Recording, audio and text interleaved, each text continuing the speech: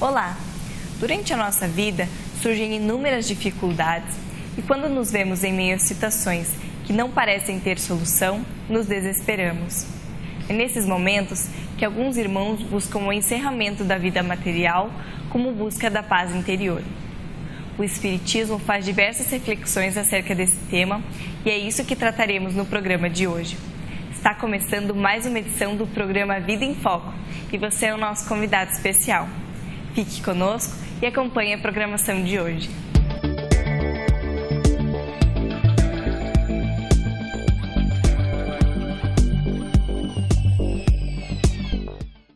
A vida orgânica é uma dádiva divina que precisamos considerar. Como tal, deve ser cuidada em todos os aspectos. Muitos são os que, desconhecendo essa importância, atentam contra a sua natureza, cometendo suicídio. No âmbito espiritual, o suicídio produz sofrimentos e sequelas importantes, que muitas vezes demandam longo tempo para recuperar o equilíbrio. Muitas são as causas que levam as pessoas a cometerem o suicídio, e muitas são as dimensões deste ato infeliz praticado. Acompanhe a entrevista de logo mais e faça suas reflexões. A Vida em Foco traz também curiosidades, crônica, o Espiritismo esclarece e, fechando o nosso encontro de hoje, mais reflexões sobre a doutrina espírita e os ensinamentos de Jesus. Você é o nosso convidado. Fique conosco. Acompanhe agora a crônica da semana. A todo instante surgem novidades nos mais diversos setores do conhecimento humano. Por força dessas inovações, as notícias correm o mundo em questão de segundos. As novidades mórbidas é que costumam empolgar as massas. De outro lado, impera a sensação da necessidade de ser rápido e aproveitar muito, para não perder algo importante. Ocorre que esse regime de urgência e negatividade tende a gerar relacionamentos superficiais. Quem tem centenas de amigos virtuais não costuma conviver com eles, nem percebe suas reais necessidades. Tem a sensação de ser bem relacionado quando é um solitário. Outro subproduto da vida moderna é a tendência à indiferença. O corre-corre dificulta que se preste atenção ao semelhante. As notícias ruins inspiram o sentimento de ser necessário precaver-se contra a exploração e o abuso. Para não sofrer, a criatura opta por anestesiar o seu sentir. Como há bastante violência, procura nem notar o que ocorre à sua volta. Por ser evidente a má-fé de alguns, afasta-se de muitos. Contudo, esse distanciamento do semelhante é artificial e deletério. O ser humano é gregário por natureza e precisa conviver para se sentir pleno. Sempre há o risco de se ferir e se decepcionar, sem que isso constitua razão para abdicar da essência da vida. Uma boa técnica para conviver de forma saudável em um mundo imperfeito consiste na compaixão. Ela é um dos sentimentos humanos mais nobres e se expressa como solidariedade. Implica participar do sofrimento do próximo de forma dinâmica. Não se trata apenas de lamentar a dor alheia, nem de sofrer junto ou de considerá-lo um infeliz. Ser compassivo pressupõe tomar-se do ardente desejo de auxiliar o semelhante a livrar-se do sofrimento. Justamente por seu vigor, a compaixão inspira a adoção de medidas para melhorar o mundo em que se vive. O compassivo não quer nem consegue ser feliz sozinho. Não é um pessimista que acha que o mundo está perdido e nada resta para fazer. Acredita no bem e ama o progresso, e por isso age com firmeza. A compaixão é um sinal de sabedoria de quem compreende a fragilidade da imensa maioria dos homens. À semelhança do Cristo, não os despreza, mas os auxilia e instrui. O suicídio ainda nos traz muitas dúvidas e é esse o tema da nossa entrevista de hoje com o Dr. Marcelo Colli. Não deixe de assistir.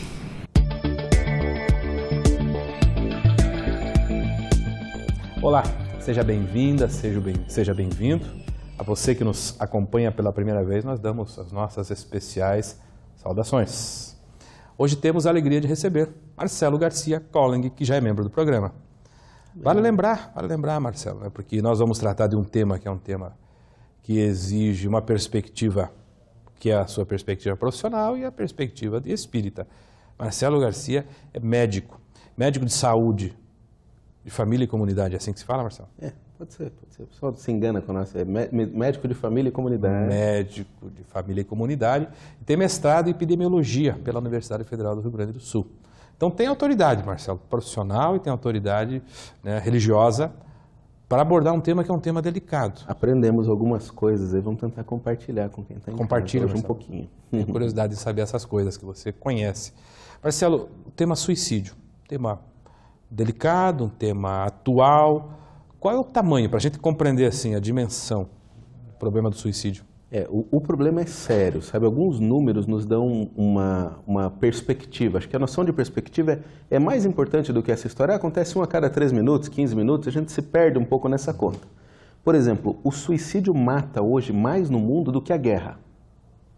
Então, quando a gente fica preocupado com a situação das mortes nas guerras, dos conflitos que tem no Oriente Médio e a miséria levando as pessoas às guerras, hoje morre mais gente por suicídio do que na guerra. Morre mais gente por suicídio no mundo do que por homicídio. No Brasil morre mais gente por homicídio que por suicídio, mas é porque a nossa taxa de homicídio é muito maior do que a do restante do mundo. Mas no mundo como um todo morre mais gente pelo suicídio do que por homicídio. Então é uma conta que quando a gente para pensar, que a gente pensa nos assassinatos e na violência urbana, a gente pensa, preciso fazer alguma coisa. Imagine o suicídio. Isso considerando que deve ter uma subnotificação, porque existem países em que a família de uma pessoa que comete suicídio sofre severas punições, assim, perde as posses, perde direito a pensões, seguros e coisas do gênero. Então as pessoas fazem de tudo para ocultar esse tipo de causa de morte em muitos lugares. Então talvez o problema seja maior ainda. O Brasil tem uma taxa de suicídio que é inferior à média mundial, mas é muito importante olhar a tendência. E nós temos tido um aumento no número de mortes por suicídio no Brasil também. Então, aqui o problema não está tão agudo como em outros lugares, mas não há nada que diga que não vai estar tanto quanto daqui a um pouco, ali na frente, com o nosso crescimento de tendência. No mundo inteiro ele vai crescendo. Eu sempre, quando estou tentando analisar um problema, eu olhar um problema muito grande, mas está diminuindo, estamos com uma tendência para a solução, achamos o caminho? Então, por exemplo, com a fome, parece que nós, enquanto humanidade, enquanto sociedade, estamos achando um caminho. Ainda tem gente que passa fome, o que é uma vergonha, mas é menos do que tinha um tempo atrás. O suicídio não, nós estamos perdendo esse esforço aí que nós temos feito e tem sido feito bastante esforço para tentar mudar essa tendência. Só mais uma estatística para depois a gente poder pensar um pouco sobre soluções. Nos Estados Unidos, eles fizeram uma grande pesquisa, entrevistaram 200 mil jovens. E foram lá, toda aquela rigor de pesquisa, anonimato, isso, aquilo, e um entrevistador bem treinado para tentar tirar a informação o mais fidedigna possível. E eles trouxeram para nós dados alarmantes, como, por exemplo, 1 de cada 40 adolescentes americanos, aqueles que estão no high school, tentou suicídio no último ano. No último ano. E tentou. No último ano fez tentativa. Não, nem pensou. 1 de cada 7 pensou seriamente em cometer o suicídio, 1 de cada 40 tentou o suicídio no último ano. Então, a gente vê aí o suicídio entre os jovens, a gente vê também a presença do suicídio entre os adultos que estão enfrentando as dificuldades para conseguir sustentar suas famílias e tudo mais, e acabam se desesperando, indo para o suicídio, e a gente vê entre os idosos, que às vezes estão doentes, com dor, sem perspectiva. Então o suicídio hoje em dia é uma coisa que tem pelo menos esses 3 focos de faixa etária que merecem ser avaliados, cada um com as suas particularidades, para a gente tentar entender um pouquinho mais esse problema. Marcelo, naturalmente você já pensou e já estudou, já pesquisou a respeito das causas. Eu imagino que essa coisa seja ampla, complexa. Não há uma causa específica. Mas é possível a gente conseguir catalogar assim, as causas principais? Como é que esse problema é compreendido? Existem tendências, né? Então a gente tem que entender realmente que cada caso é absolutamente único e particular. Então, cada pessoa que fez uma tentativa de suicídio, porque, infelizmente, quando a primeira tentativa foi de sucesso, às vezes não há tempo para mobilização, aí tem que tentar perceber os indícios, depois a gente fala disso um pouco mais. Mas quando alguém fez uma tentativa que não foi sucedida, para que a gente consiga ajudar ela, para que ela não venha a tentar novamente, porque o principal preditor para uma pessoa cometer suicídio é ter tentado antes. Embora a minoria vai fazer, mas o que mais diferencia a pessoa da população em geral é ela já ter feito uma tentativa. Então, para a gente tentar ajudar, a gente tem que tentar entender o problema dela, né? Os idosos realmente sofrem com essa questão de estar enxergando tudo aquilo que eles não fizeram ao longo da vida e, às vezes, com pouca perspectiva de como é que eles podem tentar recuperar alguma coisa disso. Enfrentando as limitações naturais, como dor, perda de sentidos e, às vezes, um prognóstico, assim, né, uma perspectiva bem fechada de viver pouco, acabam se encaminhando.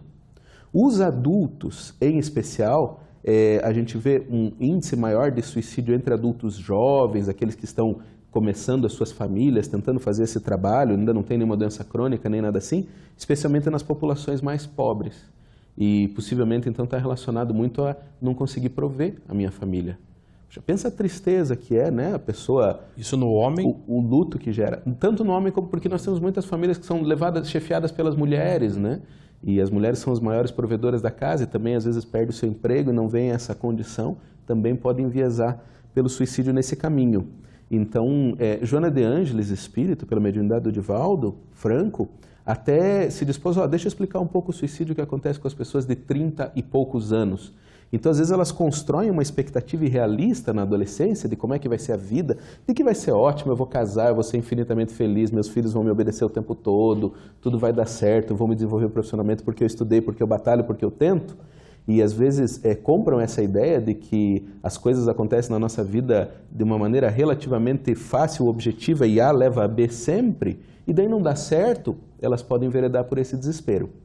E o adolescente que tem sido a vítima atual, né? É o grupo que mais cresce e que mais gera preocupação dos estudiosos. Vamos falar deles? Vamos daqui a pouco. Depois do intervalo. Ok? Fazemos um breve intervalo, permaneça conosco para compreender o que tem levado os adolescentes ao suicídio. A Vida em Foco vai para uma breve pausa e logo retornaremos. Até já!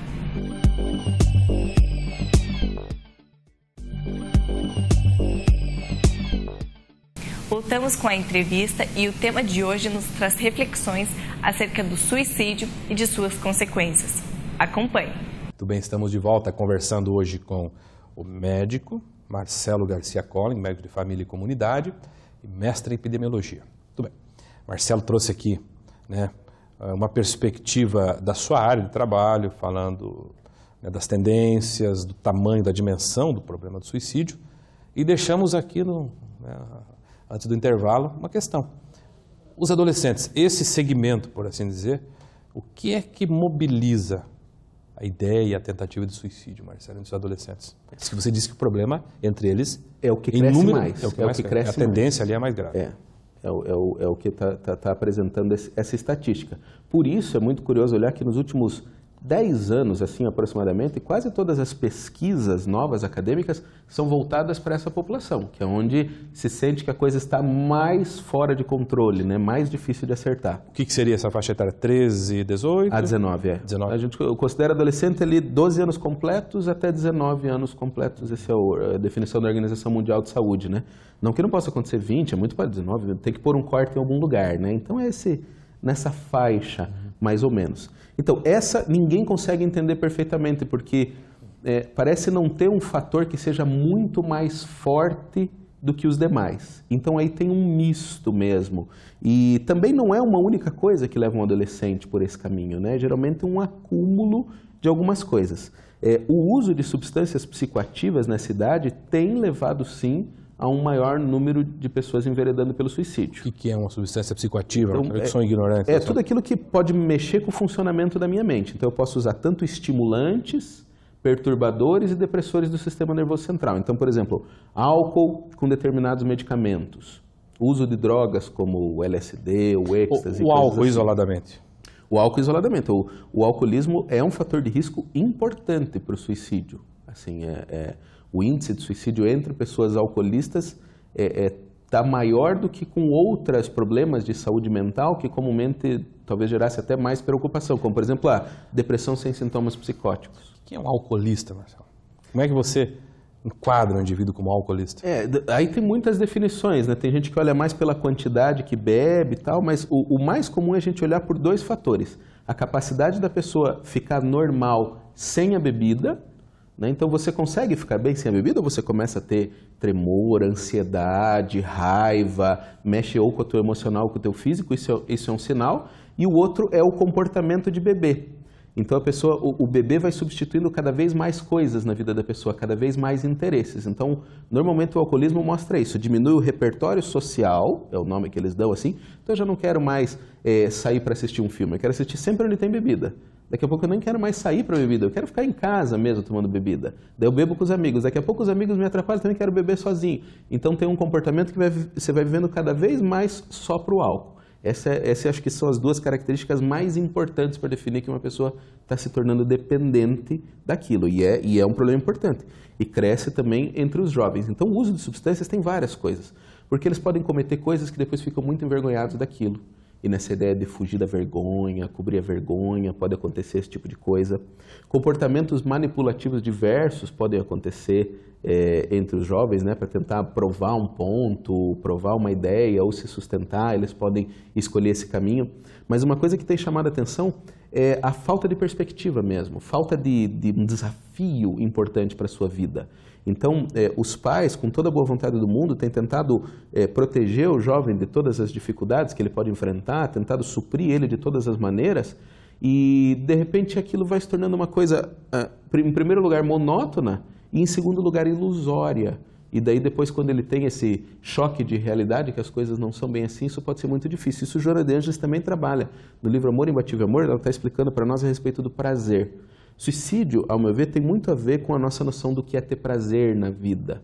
Quando a gente depende de alguns tipos de prazer, o suicídio pode parecer uma solução melhor do que quando a gente não tem essa determinada noção de prazer na nossa vida. Então, Joana separa assim, Joana de Ângeles, né? Existe o prazer que decorre do divertimento, que é um prazer que é fruído facilmente, eu consigo consumir, comprar, mas que frequentemente passa rápido também. Eu sinto aquilo, é intenso, mas ele passa muito rapidamente. E às vezes custa caro, né? Tem que às vezes, achar um outro. Sustentar uma hora não tem limite, né? E do outro lado nós temos a satisfação. Satisfação que depende da conquista mesmo, aquilo que eu fiz e que eu fiz por merecer. Então veja que interessante a abordagem que os Espíritos fazem no Evangelho. Eles dizem para nós que o suicídio, para nós, é uma demonstração da vitória do materialismo sobre a espiritualidade. Do Evangelho segundo o Espiritismo. Do Evangelho segundo o Espiritismo. E eu parei para pensar, nossa, mas o que os Espíritos estão querendo dizer com isso? Né? De que modo podia ser isso? A pessoa que entende que o suicídio é uma solução, ela está entendendo que ela é os sentidos que ela tem, né? Ela é o que ela vê, o que ela ouve, o que ela sente no seu paladar, nas suas mãos. Ela é o seu corpo. Ela é essa persona atual. E que se suicidando, ela está eliminando tudo isso, né? Então, só uma pessoa materialista, na sua essência, consegue enxergar o suicídio como uma solução para os seus problemas. Porque se a gente entende que nós não somos os corpos, somos espíritos, matar o corpo não precisa pensar muito para entender que não vai resolver os problemas de diversos modos. Por isso os Espíritos dizem para nós que a principal consequência do suicídio, para aquele que se suicidou, e às vezes os espíritas são muito floreados em falar de consequências.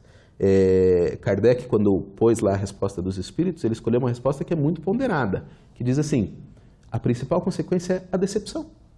Eu achei que eu tinha solucionado o problema e não solucionei. A partir daí, o quanto isso vai gerar de sofrimento depende das circunstâncias de cada caso. Marcelo, e ele consegue resolver depois de morto isso? Então, essa decepção, né, ele vai tentar reconstruir um dia esse caminho. É importante saber disso também, porque às vezes dá a impressão que o suicida não tem nenhuma escolha nunca mais, né? E a gente repete os padrões das antigas religiões, né? Exatamente. Suicidou, querendo condenar o inferno eterno, né, as pessoas. E não é assim. Ele vai ter que reconstruir. Mas ele reconstrói fora do corpo ou tem que voltar? As duas coisas, né? Ele primeiro vai ter que se estabelecer, ter um mínimo de condições e programar uma outra existência, frequentemente com algumas limitações. Algumas decorrem diretamente do dano que causou a si mesmo, outras das provas que ele precisa passar para tentar adquirir mais têmpera mesmo, né? Porque às vezes a gente só fica temperado debaixo do ferro quente mesmo que a gente vai fazer essas coisas. Então, é necessário que a gente resolva esse problema do materialismo, do pensamento materialista. Aliás, quando Kardec pergunta aos espíritos de que maneira o espiritismo pode ajudar o progresso da humanidade, qual que é a maneira mais óbvia, diz assim, acabando com o materialismo. À medida que a gente vai se entendendo como espíritos, isso já vai botando todas essas coisas em perspectiva. E é um primeiro passo. Os espíritos têm muito mais a acrescentar, muitas outras sugestões a nos dar nesse caminho. Mas a gente não ia entregar tudo numa primeira vez também, né? Isso é sinal que vamos ter outra vez aqui. A gente espera conseguir desdobrar esse assunto em outros momentos. É um assunto complexo, Marcelo, mas você tem autoridade para falar do assunto. Obrigado por ter vindo. Uma satisfação. Esse papo. Espero que temos começado algumas reflexões e que adiante as pessoas possam ir atrás e nós também possamos desenvolver. E você que nos acompanhou, permaneça, porque o programa prossegue. Muito obrigado. Você tem uma dúvida e quer que a respondamos? Envie por e-mail no endereço contato@avidaemfoco.com.br a sua pergunta. Acompanhe agora o quadro Espiritismo Esclarece, pois essa poderá ser a resposta que você procura. A prece é uma forma direta de comunicação com a espiritualidade superior e, por sua vez, com o nosso Criador. É uma ação consagrada em todas as religiões e todo aquele que ora, via de regra, solicita algo. Diante disso, fomos questionados. Durante a oração, é correto pedir alguma coisa? Sim, é correto, desde que se tenha em mente que não é somente esse o objetivo deste ato. Rezar é, segundo o Livro dos Espíritos, na pergunta 659, um ato de adoração. É conectar-se com Deus, pensar nele e se aproximar. Através da prece, podemos sim pedir, mas também louvar e agradecer. Os momentos de oração são minutos preciosos em nossas vidas. É um lapso de tempo para refletirmos profundamente e de forma simples sobre nossa missão nesse planeta, corrigir os erros, reformular nossas ideias e aí sim pedir bons conselhos. Engana-se aquele que repete frases de efeito várias vezes, achando que apenas dessa forma será ouvido. A audição divina escuta o nosso coração, de forma simples e direta. Se nos colocarmos no papel de estudantes, como de fato somos mesmo, e que estamos em uma sala de aula vivendo um momento breve, digamos que a oração seria aquele intervalo em que se pode tirar qualquer dúvida, recarregar as energias e voltar recuperado. Lembre-se, Deus, sendo bondade e justiça absoluta, quer o bem de todos indistintamente e jamais mudaria a lei natural em detrimento de um ou de outro, razão pela qual deve-se sempre pedir algo que nos faça crescer moralmente e torne nossa vida cada vez mais proveitosa. Alberto Almeida nos traz momentos de reflexão com o quadro Espiritualidade em Gotas. Fique conosco. Não se prenda, apenas ame. A questão 895 do Livro dos Espíritos explicita: o apego às coisas materiais é sinal notório de inferioridade.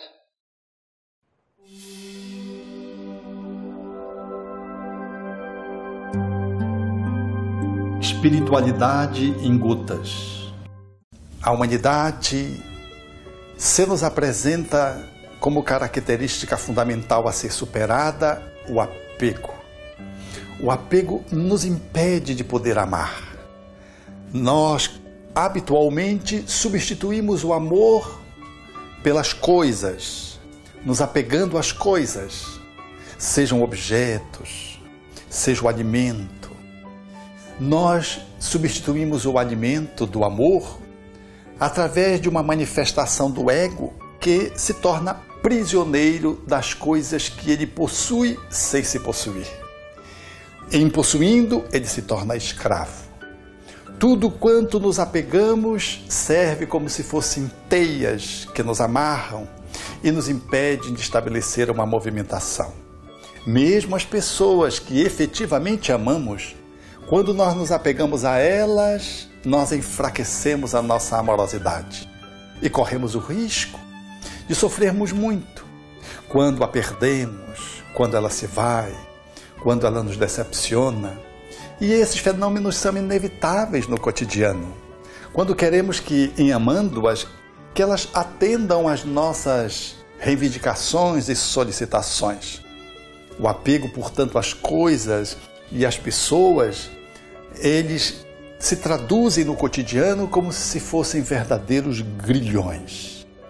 Apegos que se mascaram de forma sutil, objetos de estima. Isso foi um grande amigo que me deu. Não, disso eu não posso me desfazer porque foi da minha avó. São manifestações que, quer queira, quer não, nos prendem. Amar e soltar é uma postura desafiante para quantos desejamos nos espiritualizar. Porque coisas passam e pessoas caminham conosco como se fossem jornadeiros da vida. Não são nossas. Transacionam conosco, mas não nos pertencem. Vão viajar conosco vida afora para além da morte. No entanto, nós não as possuímos, seja filhos, pais, esposa, esposo, amigos, todos eles estão em trânsito para a eternidade com quem estamos nesse momento conectando-nos para depois de nos desconectarmos, reconectarmos novamente. Mas só a ameaça que muitas vezes experimentamos de um distanciamento ou de uma ruptura ou de um abandono, isso já se traduz numa tragédia. Portanto, lidar com apego é poder sair do interesse pessoal para ir para o interesse coletivo. É poder substituir efetivamente o apego pelo amor. E amar, soltando, liberando, é efetivamente a qualidade mais essencial do amor. Porque nada das coisas nos pertencem, muito menos as pessoas. Nem o nosso corpo nos pertence. Portanto, amar, soltando, para que a vida possa ser abundante. E em sendo abundante, possamos se sentir menos ameaçados e fazermos uma caminhada mais solta, mais livre, mais iluminada. Desapegando-nos, dia após dia.